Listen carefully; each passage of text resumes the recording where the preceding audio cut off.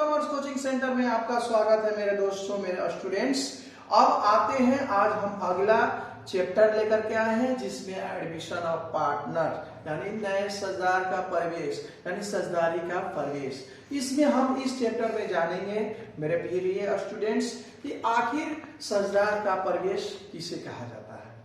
जी, जो हमने आपको पढ़ाया, जो पिछले चैप्टर्स में आपने अध्ययन किया, रीड किया, बहुत अच्छे से किए, लेकिन आज इस चैप्टर में हम जानेंगे कि एडमिशन ऑफ पार्टनर्स होता है क्या और सजदारी का जो प्रवेश है यानी एडमिशन ऑफ पार्टनर्स है, इसमें हम जानेंगे। तो सबसे पहले हम मीनिंग पर चलते हैं कि आखिर मीनिंग होता है क्या। तो सिंपली जाहिर सी बात है कि आपने भी मन में ये रखा होगा कि एडमिशन ऑफ पार्टनर्स, कुछ लग रहा होगा, सोचने पर भी ये पता चल रहा होगा कि आखिर पहले 2 सजदार थे, अब लग रहा है कि कोई सजदार बढ़ने वाला है यानी एडमिशन लेने वाले हैं, प्रवेश लेने वाले हैं, यानी कि 2 से 3 4 हो सकते हैं। हम उम्मीद करते हैं कि जरूर कहीं ना कहीं ये मेरी जहन में और आता होगा। तो चलते हैं मीनिंग की तरफ।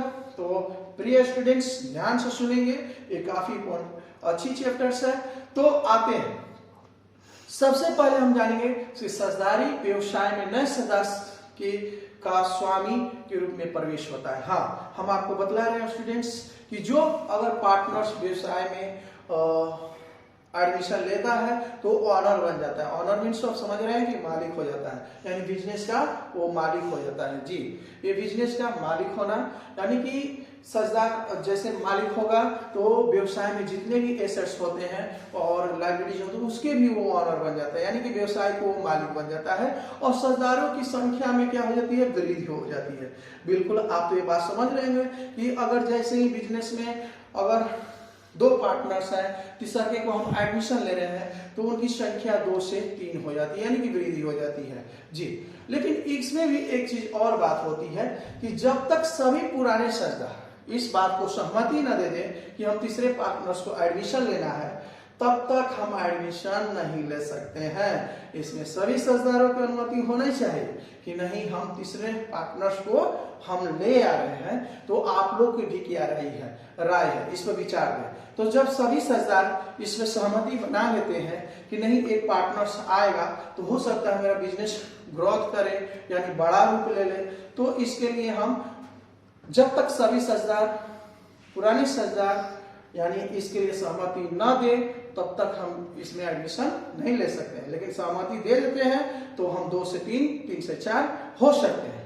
जी, अब नए सजदार जो है फर्म का सजदार बनने के बाद फर्म द्वारा किए गए जितने भी समस्त कार्यों के लिए उत्तरदायित्व होता है। जी, अगर मान लीजिए कि नए सजदार बिजनेस में आ जाता है और बिजनेस में जैसे ही आता है तो फर्म में यानी बिजनेस में अब जितने भी आपका वर्क होगा, किसी को रॉ मटेरियल्स लाना हो यानी कच्चे सामग्री परचेजिंग करना हो, किसी को मार्केटिंग करना हो, किसी को सेलिंग में करना, अब जितने भी कार्य होता है उस पार्टनर्स को भी करना उचित हो जाता है। लेकिन ये एक बात है, ये अगर नए सजदार अगर आता है तो पूर्व के कार्यों में वो भागे और हिस्सा नहीं लेगा क्योंकि वो कार्य उसको लिए नहीं कर सकता है।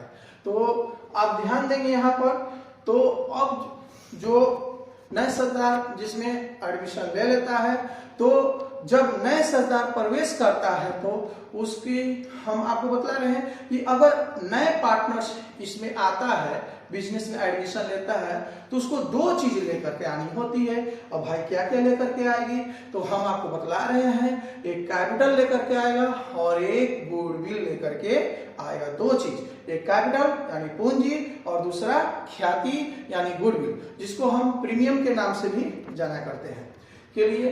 इन राशियों को लाने के कारण नए सरदार की फर्म की संपत्तियों में हिस्सा लेने की अधिकार हो जाता है। जैसे ही वो गुडविल और ख्याति लेकर के बिजनेस में आता है तो बिजनेस में जितने भी एसेट्स हो जाते हैं यानी कैपिटल लाया है तो जितने एसेट्स हैं, कुछ लाइबिलिटीज हैं और उसमें उसका न्यू पार्टनर्स का यानी नए सजदार का अधिकार प्राप्त हो जाता है।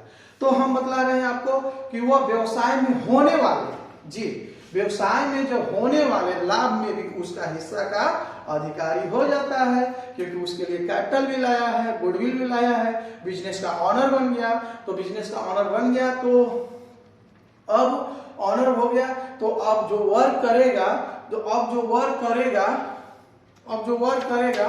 तो अब जाहिर सी बात है कि अब मेहनत करेगा तो जो बिजनेस में जो प्रॉफिट अर्जन होगा यानी प्रॉफिट होगी तो उसका भी हिस्सा उसमें बन जाएगा जी। तो अब आते हैं, आपने जाना कि नए सजदार का प्रवेश का क्या मीनिंग होता है। अब आते हैं कि मान लीजिए बिजनेस में नए सजदार एडमिशन कर लेता है यानी प्रवेश कर लेता है, तो बिजनेस में इसकी क्या इफेक्ट पड़ सकती है जी, क्या इफेक्ट पड़ सकती है हम इस पर जानेंगे। इसका निम्न इफेक्ट हो सकते हैं, निम्न प्रभाव पड़ सकते हैं। पहला प्रभाव यह भी पड़ सकता है कि सजदार के प्रवेश के कारण पुरानी सजदारी का अंत हो जाता है। जाहिर सी बात है कि सजदार के प्रवेश के कारण पुरानी सजदारी क्या हो जाएगी, अंत हो जाएगी। दूसरी प्रभाव ये भी हो सकता है कि नए सजदार हिस्सा में लाभ में हिस्सा प्राप्त होता है जी। जब नए सजदार जब अपना ऑनर बन जाता है, मालिक हो जाता है, तो बिजनेस में अगर प्रॉफिट होगा तो उसमें भी उसका शेयर बन जाता है। यह भी इफेक्ट पड़ सकता है कि नए सजदार के प्रवेश के कारण सजदार के संबंधों में भी परिवर्तन हो जाता है। अब कहेंगे संबंध कैसे परिवर्तन हो सकता है, तो जाहिर सी बात है कि पहले 2 पार्टनर्स हैं और 3 संबंध हो गए, 3 मेंबर्स हो गए, तो उनकी रिलेशनशिप में भी क्या होती है, परिवर्तन हो जाती है जी। और अगला भी इफेक्ट पड़ सकता है, क्या इफेक्ट हो सकती है, क्या प्रभाव पड़ सकता है बिजनेस पर, तो व्यवसाय में सजदारों की संख्या में क्या हो जाती है, वृद्धि हो जाती है। यानी 2 थे तो 3 हो गए, यानी बिजनेस में पहले से 3 थे तो हम कितने आदमी हो गए, 4 आदमी हो गए हैं, यानी कि सजदारों की संख्या में वृद्धि हो गई जी।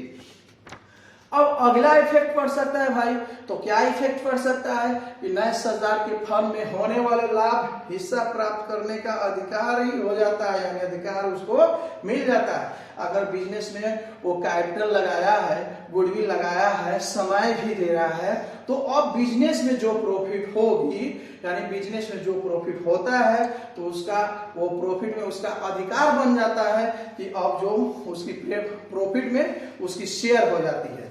अगला इफेक्ट पड़ सकता है बिजनेस पर, तो क्या इफेक्ट पड़ेगा भाई, तो इस अधिकार प्राप्त करने के लिए उसे अपने हिस्से की ख्याति की राशि लानी पड़ती है। जैसे वो लाभ का अधिकार उसका हुआ तो लाभ का अधिकार कैसे बनेगा, तो अपने हिस्से की उसको ख्याति और पूंजी भी लानी पड़ती है।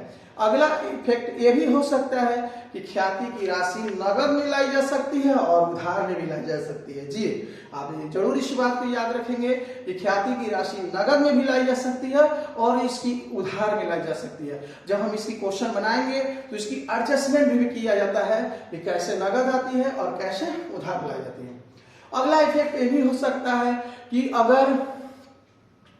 अगर नए सजदार की प्रतिष्ठा अच्छी हो तो व्यवसाय में ग्रोथ करती है, व्यवसाय आगे की तरफ बढ़ने लगती है, तो हम वैसे पार्टनर्स को वैसे बिजनेस नए सजदार को हम एडमिशन लेना उचित समझते हैं। तो अब आते हैं, आपने जाना कि क्यों आखिर बिजनेस में क्या जरूरत पड़ गई भाई कि नए सजदार की आवश्यकता हो गई, नीडेड क्यों हुई, क्यों नीड हुई। आखिर हमारी बिजनेस चल ही रही थी, ग्रोथ कर ही रहा था, आखिर नए सजदार की भाई क्या जरूरत पड़ गई। तो हम जाहिर सी बात है कि अगर 2 आदमी हैं तो तीसरे आदमी की क्या जरूरत होगी, तो ये जरूरत पड़ गई है कि अब हमारी बिजनेस जो छोटी आकार की थी अब उसको बड़ा आकार कर दिए, यानी बिजनेस को बड़ा रूप दे दिए करेंगे तो हमको नए पार्टनर्स की जरूरत पड़ेगी। अब व्यवसाय को विस्तार कर लिए यानी बड़ा कर दिए तो हमको न्यू पार्टनर्स यानी नए सजदार की आवश्यकता पड़ेगी जी। अगला इसमें निम्न कारण ये भी हो सकते हैं कि व्यवसाय में जब हम बिजनेस को बड़ा करेंगे तो हमको बड़ी कैपिटल की जरूरत पड़ सकती है जी। तो आखिर कैपिटल आएंगे कहां से, तो एक और रिसोर्स होता है, एक और साधन होता है कि अगर हम नए सजदार को एडमिशन ले लें तो वो पार्टनर्स पूंजी लेकर के आएगा, और जब वो पूंजी लेकर के आएगा तो उससे व्यवसाय को बिजनेस को हम बड़ा आकार दे सकते हैं। यानी कि कहने का अर्थ ये होता है कि जब व्यवसाय के लिए अधिक पूंजी की आवश्यकता हो तो हम नए सजदार का एडमिशन ले सकते हैं। जी, अगला मेरा एक निम्न कारण हो सकता है, जब व्यवसाय के प्रबंधन या संचालन हेतु किसी योग्य अनुभवी व्यक्ति की जरूरत पड़ जाती हो। जी, पहले तो व्यवसाय मेरा चल रहा था, लेकिन अगर हम वैसे व्यक्ति को ले आ दें कि जो मेरी कंपनी, जो मेरी पार्टनरशिप, जो मेरी साझेदारी में हम प्रोडक्ट कर रहे हों, उस व्यक्ति को पहले से अनुभव हो, यानी कि वो चीज उसकी जानकारी हो, उस व्यक्ति को वैसे हम एडमिशन ले लेंगे तो कहा जाता है रात दोगुना रात चौगुना का जो कहानी है इस तरह से डेवलप कर जाएगा, यानी बिजनेस ग्रोथ करेगा। यानी कि हम वैसे अनुभवी व्यक्ति को लाएंगे तो उसको पहले से जानकारी होती है बिजनेस में, तो वो काफी वो मेरी बिजनेस क्या होगी, अक्सर होगी, आगे की तरफ जाएगी। तो और नीडेड हो सकती है, आवश्यकता पड़ सकती है कि जब हम किसी फेमस आदमी को, यानी प्रभावशाली विख्यात व्यक्ति को अगर साझेदार बना करके व्यवसाय में प्रतिष्ठा बढ़ानी हो। जी, अगर हम किसी एग्जाम्पल तौर पर मान लीजिए किसी व्यक्ति पर्सन का रेपुटेशन अच्छी हो और उस व्यक्ति को हम बिजनेस में एडमिशन ले लें तो लोग कहेंगे नहीं, उनके साथ जो व्यक्ति है काफी अच्छा व्यक्ति है, इसकी मतलब ये प्रोडक्ट जो है कंपनी जो निकाल रही है वो भी अच्छी हो। ये भी नीड हो सकती है, नीड और भी हो सकती है, आवश्यकता और भी पड़ सकती है कि क्या जरूरत पड़ेगी नए पार्टनर्स की, तो ये भी आवश्यकता पड़ सकती है कि जब किसी सुयोग्य और निष्ठावान कर्मचारी की उत्साहित करने के लिए साझेदार के उचित प्रतीत हो, यानी कि लगा कि नहीं अब हमको वैसे पार्टनर्स को रखना है तो बिल्कुल हम रख सकते हैं। तो आगे हम ध्यान देंगे कि अब जो इसमें मेरा टॉपिक आएगा समायोजन, यानी एडमिशन। अब एडमिशन में हम बात करते हैं तो हम आपको बतला रहे हैं कि एडमिशन मीन्स होता है, सॉरी एडजस्टमेंट मीन्स होता है कि इस चैप्टर में हम क्या क्या चीज बनाएंगे। तो सबसे पहले हम जानेंगे, जाहिर सी बात है कि पहले दो पार्टनर्स थे और तीसरा का पार्टनर्स हो गया तो नए लाभ विभाजन अनुपात की गणना करेंगे, तभी तो तीनों पार्टनर्स को बांटेंगे ना। तो इसमें नए लाभ विभाजन अनुपात की गणना करेंगे हम। दूसरा ये भी हो गया, यानी इंग्लिश में इसको कहेंगे न्यू पीएल रेशियो की गणना करके निकालेंगे। जी, अगला मेरा हो सकता है कि त्याग अनुपात की गणना करना। जी, त्याग अनुपात यानी सैक्रिफाइस रेशियो, यानी दो पार्टनर्स पहले थे तो तीसरा का पार्टनर्स बिजनेस में आ गया तो हम क्या करेंगे, दो पार्टनर्स पहले वाले जो पार्टनर्स हैं कुछ ऑफ सैक्रिफाइस करेंगे, यानी त्याग करेंगे। तो इसके लिए हमको सैक्रिफाइस रेशियो की गणना करना होगा। पहला इसमें न्यू पीएल रेशियो, दूसरा का त्याग अनुपात की गणना और तीसरा का ख्याति की मूल्यांकन करेंगे। जो नया पार्टनर्स आएगा तो आखिर गुडविल कितना लेकर के आएगा इसकी हम कैलकुलेशन इसमें करेंगे, क्योंकि ये ख्याति जो लेकर के आएगा तो ये हो सकता है कि वो ओल्ड पार्टनर्स को भी ना पता हो तो वो भी गुडविल का कैलकुलेशन करेंगे, या न्यू पार्टनर्स भी लेकर के आएगा गुडविल, भाई तो कितना लेकर के आएगा, तो इसमें भी गुडविल को हम मूल्यांकन करेंगे। जी, और इसमें हम एडजस्टमेंट ये भी कर सकते हैं कि संपत्तियों और दायित्वों का पूर्ण मूल्यांकन करेंगे। जी, यानी संपत्तियों और दायित्वों का पूर्ण मूल्यांकन करेंगे। इसका अर्थ ये होता है कि एसेट्स पर इंक्रीज और लायबिलिटीज पर इंक्रीज डिक्रीज निकाल करके जो डिफरेंस जो निकालते हैं हम कंपेयर करके वो पूर्ण मूल्यांकन करेंगे, यानी पूर्ण मूल्यांकन रिवैल्यूएशन अकाउंट भी इसमें ओपन करेंगे।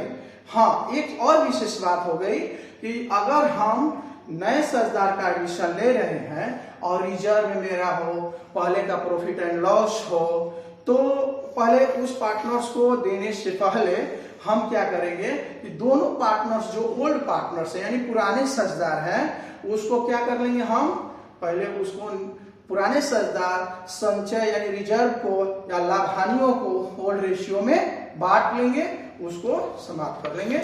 इसका भी कैलकुलेशन किया जा सकता है।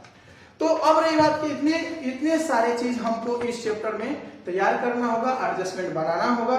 तो अब आती है मेरा अगला टॉपिक जो होगा, अगला टॉपिक होगा नए लाभ विभाजन अनुपात की गणना करना।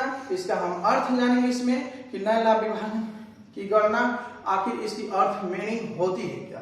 तो जाहिर सी बात है कि नए साझेदार सहित सभी साझेदार जिस अनुपात में फर्म में होने वाले लाभ हानियों को आपस में बांटते हैं उसे हम नया लाभ विभाजन अनुपात कहते हैं। जी कैसे कहते हैं कि मान लीजिए नए साझेदार भी हमने उसको एडमिशन ले रखा है, वो भी आ गया बिजनेस में, और पुराने साझेदार भी पहले से बैठे थे, वो बिजनेस कर रहे थे, चला रहे थे पुराने साझेदार, तो नए साझेदार को भी ले लेंगे, पुराने साझेदार को मिला करके जिस अनुपात में हम प्रॉफिट जो बिजनेस में हो जाएगा, नए तरीके से बिजनेस जो चल रही थी उसमें प्रॉफिट जो हो जाएगा, उस अनुपात में उस रेशियो में जब डिस्ट्रीब्यूट करेंगे तो हम उसी को नया लाभ अनुपात यानी कि न्यू पीएल रेशियो कहा जा सकता है। जय हिंद। उम्मीद करते हैं कि अगले जो आपका वीडियो बनेगी उसमें इसमें बहुत सारे जर्नल एंट्री है, 2 4 5 6 यानी जर्नल एंट्री होगा इसमें एडमिशन ऑफ पार्टनरशिप में, तो हम उसमें मिलेंगे न्यू जर्नल एंट्री के साथ। आपके साथ मिलते हैं अगले दिन। Happy ending. आप मुस्कुराते रहें। धन्यवाद।